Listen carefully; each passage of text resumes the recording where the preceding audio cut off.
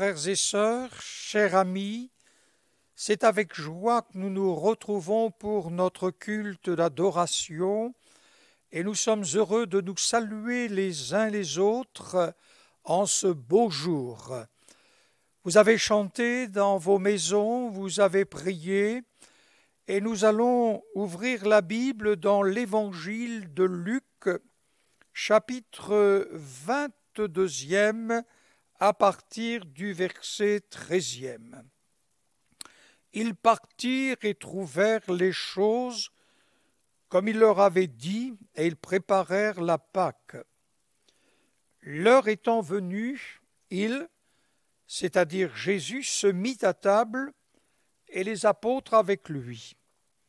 Il leur dit, « J'ai désiré vivement manger cette Pâque avec vous, avant de souffrir, car je vous le dis, je ne la mangerai plus jusqu'à ce qu'elle soit accomplie dans le royaume de Dieu. » Et ayant pris une coupe et rendu grâce, il dit, « Prenez cette coupe et distribuez-la entre vous, car je vous le dis, je ne boirai plus désormais du fruit de la vigne jusqu'à ce que le royaume de Dieu soit venu. » Ensuite, il prit du pain, et après avoir rendu grâce, il le rompit et le leur donna, en disant, « Ceci est mon corps qui est donné pour vous, faites ceci en mémoire de moi. » Il prit de même la coupe après le souper, et la leur donna, en disant, « Cette coupe est la nouvelle alliance en mon sang,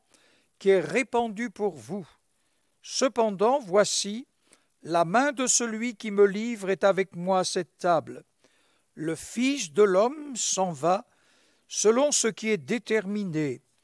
Mais malheur à l'homme par qui il est livré. » Et ils commencèrent à se demander les uns les autres qui est celui d'entre eux qui ferait cela. Il s'éleva aussi parmi les apôtres une contestation, lequel d'entre eux devait être estimé le plus grand. Avant de développer cette parole de Dieu, j'aimerais vous rappeler que vous êtes sur YouTube ADD Nantes et aussi il y a pour les ados et les enfants YouTube ADD Nantes spécial enfants et ados. Notre lecture que nous venons de faire, je l'appellerai la vraie grandeur. C'était un moment particulier et la Bible dit que la table étant dressée, Jésus se mit à table et les apôtres avec lui. Il exprime ce qu'il y a dans son cœur. Il dit, « J'ai désiré vivement de manger cette Pâque avec vous avant de souffrir. » C'est autour de cette table que Jésus dit que cette coupe est la nouvelle alliance en mon sang, le début de la nouvelle alliance fondée sur son sacrifice et sur sa mort à la croix et sur sa résurrection d'entre les morts. Ce que Jésus révèle aussi après l'institution de la scène, c'est que la main de celui qui le livre est avec lui à cette table. C'est donc un voleur qui se cache avec le masque de charité. Hélas. Dans le livre des Actes, au chapitre 1er, verset 22e, c'est l'apôtre Pierre qui le dit après l'élévation dans la gloire de Jésus. Il fait part concernant Judas qu'il faut le remplacer afin qu'il ait part à ce ministère et à cet apostolat que Jésus a abandonné, que Judas a abandonné pour aller en son lieu. Judas était donc conscient de ce qu'il venait de faire et ce qu'il avait fait, et la Bible nous dit que le diable avait inspiré son cœur. Judas n'était pas prédestiné à être celui qui allait livrer Jésus, mais tout simplement, il y avait une attitude dans son cœur qui a permis que Judas livre le Seigneur Jésus-Christ. Ne nous laissons pas influencer par les mauvaises pensées. Nous ne laissons pas influencer par les ténèbres, par les pensées que le diable voudrait mettre dans notre cœur. Et donc, il y aurait là comme une renaissance de cet esprit de trahison dans les temps aussi de la fin. Et puis, une souffrance va être ajoutée à une autre souffrance. La Bible nous dit qu'il se leva aussi parmi les apôtres une contestation, lequel d'entre eux devait être estimé le plus grand. Nous avons lu que le Seigneur Jésus-Christ, lorsqu'il institue la scène, il va révéler que c'est avant de souffrir. La trahison est dévoilée et le traître est dévoilé et on est surpris. Ajouter une souffrance à une autre, il se leva aussi parmi eux une contestation, lequel d'entre eux devait être le plus grand. Non seulement une contestation, mais littéralement c'est une dispute entre eux. Leur amour habituel de la discussion s'empare d'eux. Vous vous souvenez, après que le Seigneur Jésus fut descendu avec Pierre, Jacques et Jean de la montagne de la Transfiguration, les 9 étaient au pied de la montagne, avaient fait face à un enfant qui était lié par un esprit impur, et puis le Seigneur Jésus, après avoir délivré cet enfant, sont partis pour un endroit. Et en cours de chemin, ils avaient fait part de cette pensée aussi, lequel est le plus grand du milieu de nous. Et lorsqu'arrivés à la maison, Jésus leur dit, mais de quoi discutiez-vous en chemin? Et la Bible dit qu'ils gardèrent le chemin, car en chemin ils avaient discuté entre eux pour savoir qui était le plus grand. Ce qui nous surprend encore, c'est que là, à nouveau, ils viennent de manifester ce qu'il y a dans leur cœur, et en cette heure si sacrée, l'esprit du monde, ce monde qui est en train de mettre tout en action pour l'arrestation de Jésus, pour le procès, la crucifixion, lui, le monde dominé, et le propre de l'orgueil et la recherche des flatteries en est l'une des mobiles secrets, et Jésus leur dit qu'il n'en soit pas de même pour vous. Si cela a été dans le cœur des apôtres, à ce moment si sacré, faisons aussi attention au milieu de nous, nous les hommes et les femmes, qui participons à la scène, qui chantons la gloire de Dieu, qui écoutons la parole, qui prions les uns pour les autres, que rien ne se manifeste en nous de savoir qui est le plus grand.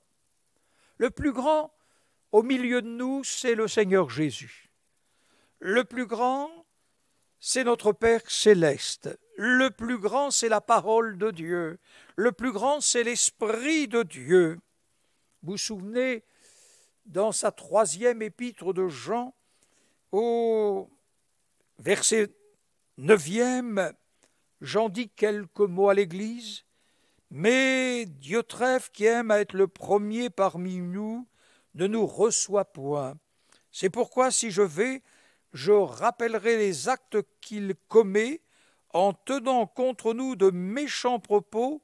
Non content de cela, il ne reçoit pas les frères, et ceux qui voudraient les faire, il les empêche et les chasse de l'Église. Est-ce possible? Est-ce possible que Jean puisse écrire une telle lettre? Est-ce possible qu'il y ait encore des Diotrephes? Bien-aimés dans la foi, restons humbles. Lorsque Jésus a ouvert son cœur pour rassurer son auditoire qui allait accepter de porter le joug par rapport à ces religieux qui plaçaient des choses qui ne remuaient même pas du bout des doigts, il faisait porter toutes sortes de fardeaux. Voici que Jésus ouvre son cœur. Je suis doux et humble de cœur. C'est le cœur de Jésus, je suis doux et humble. Et combien vous et moi, nous devons être doux et humbles de cœur.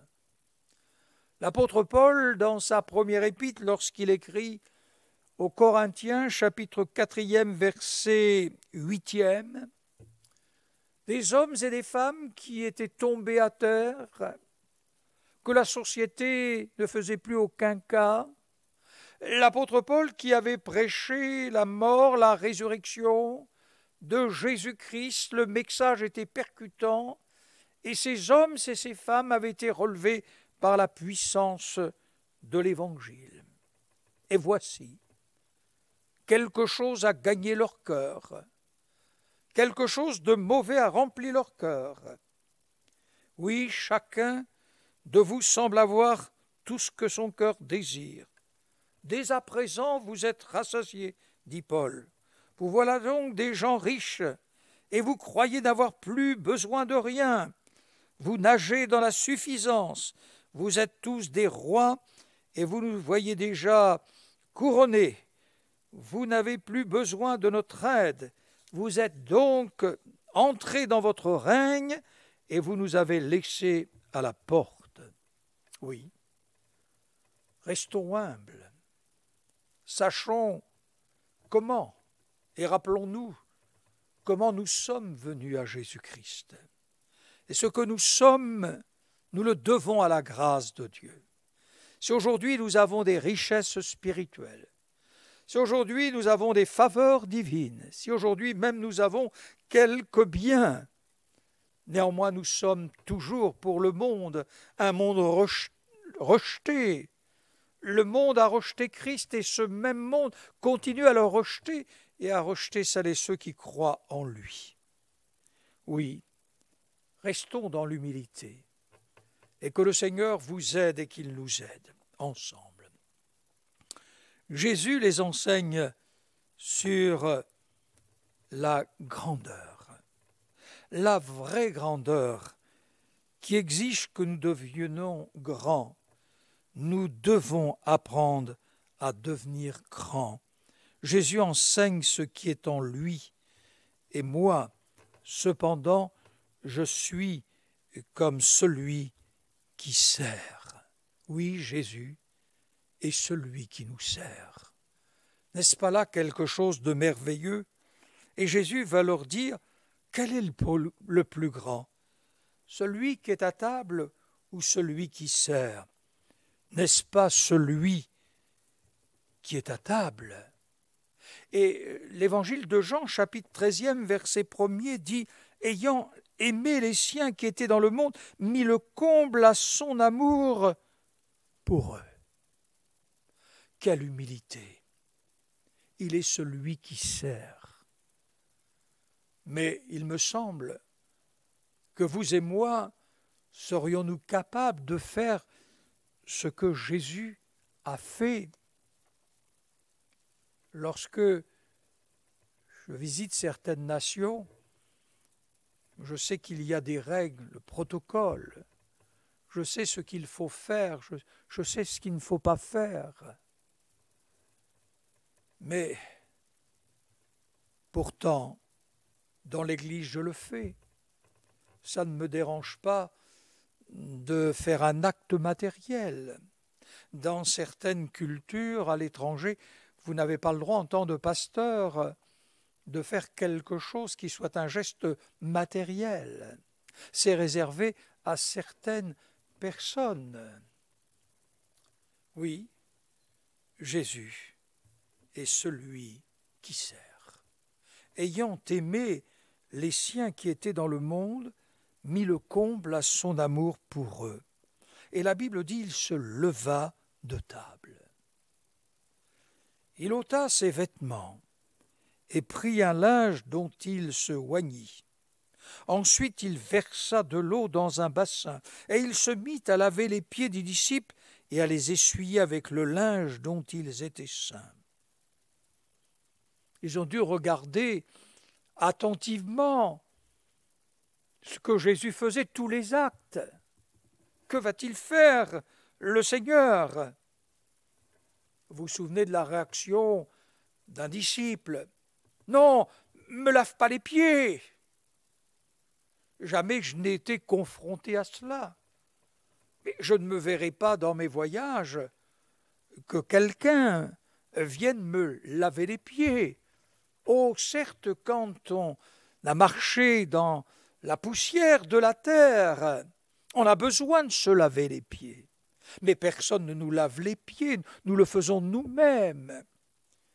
Mais voici que Jésus a lavé les pieds de ses disciples. Quel abaissement! Quel abaissement! Et après qu'il leur eut lavé les pieds et qu'il eut pris ses vêtements, il se remit à table. C'est la vraie grandeur. Et la vraie grandeur est une question d'esprit et de cœur, de celui qui sert avec humilité. L'apôtre Paul, aux Philippiens, chapitre 2, verset 3, disait « La grandeur n'est pas une question de position, de fonction, de pouvoir, d'influence. La vraie grandeur exige que nous devenions grands dans les bonnes choses. Nous devons apprendre à devenir dans la foi, dans l'humilité, dans la conformité à l'image de Christ, de la sagesse d'en haut, de la maîtrise de soi, dans la patience, dans l'amour. » Philippiens, chapitre 2, verset 8. Il s'est dépouillé lui-même en prenant une forme de serviteur. Il s'est humilié lui-même, se rendant obéissant jusqu'à la mort. Donc seulement le Seigneur s'est humilié lui-même. Mais nous les hommes, nous l'avons humilié à la croix du Calvaire. Et dans notre 21e siècle, nous pouvons encore malheureusement humilier le Seigneur Jésus par nos actes, par notre comportement, par notre façon de faire, de voir, de penser. Il s'agit d'être grand comme Jésus. Jésus ne leur fera pas un de reproche, mais au contraire, dans l'évangile de Luc au chapitre 22, verset 28, après leur avoir dit « Et moi cependant je suis au milieu de vous comme celui qui sert. Vous, vous êtes ceux qui ont persévéré avec moi dans mes épreuves. » Oui, dans mes épreuves. Et malgré leur défaillance, ils ont persévéré avec lui dans ces épreuves. Il y a en eux de la foi, il y a en eux de l'amour. Le Seigneur le reconnaît et leur rend ce témoignage. Lorsque Saul de Tarse fut arrêté sur le chemin de Damas par cette lumière resplendissante et après avoir entendu la voix, « Seigneur, qui es-tu ? Je suis Jésus de Nazareth que tu persécutes. » Et Saul de Tarse dira, « Qu'attends-tu de moi ?» Oui, Jésus dans la gloire, lorsque l'on fait du mal aux églises, aux hommes et aux femmes, aux personnes âgées, aux jeunes gens, jeunes filles et aux enfants, c'est au Seigneur lui-même que l'on fait. Oui, Jésus a reconnu en eux de la foi, de l'amour. Et le Seigneur le reconnaissait. Ces hommes ont fait de grands progrès. Lorsque le Seigneur fut élevé dans la gloire, ils sont partis, prêchant de par le monde entier la bonne nouvelle. Ils ont été malmenés, maltraités. On sait, l'un s'est suicidé. Jean est mort vers l'âge de 92-93 ans. Les autres ont été lapidés, condamnés à mort. Oui, ils avaient fait du progrès dans la connaissance de Dieu. Ils étaient devenus véritablement des serviteurs, la grandeur de cœur. Que Dieu nous aide à avoir cette grandeur au plus profond de notre cœur et que chaque jour nous progressions dans ses voies. Oui, Jésus offre à ses fidèles disciples un royaume qu'il a lui-même établi durant cet âge. Les disciples ne doivent pas espérer une gloire et une puissance terrestre. Celui qui sert, et nous le servons. Un jour, un ministre de la Défense en service a reçu, lors d'une convention régionale, les pasteurs des assemblées de Dieu. Il a dit au pasteur, un ministre de la République, c'est un serviteur. Ce que j'ai vu, lorsque l'homme perd sa fonction, que devient-il ? Oui, nous pouvons être, quel que soit notre hauteur, notre position, on est serviteur. Et c'est une grâce d'être serviteur de Dieu. Mais lorsque l'on perd sa fonction, que devient-il ? Et lorsque nous achèverons notre service, notre marche avec Dieu, eh bien, celui qui sert Dieu, celui qui sert Jésus-Christ, celui qui sert son Église, en attendant son glorieux retour, il le fait avec la grandeur que le Seigneur a manifestée tant sur la terre et que son nom soit glorifié.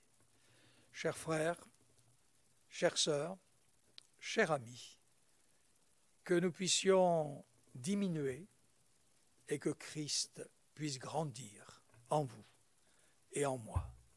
Que nous puissions toujours vivre dans l'humilité et que rien ne puisse grandir, mais que nous fassions confiance à Dieu pour marcher avec lui, et il nous fera grâce et que son nom soit glorifié.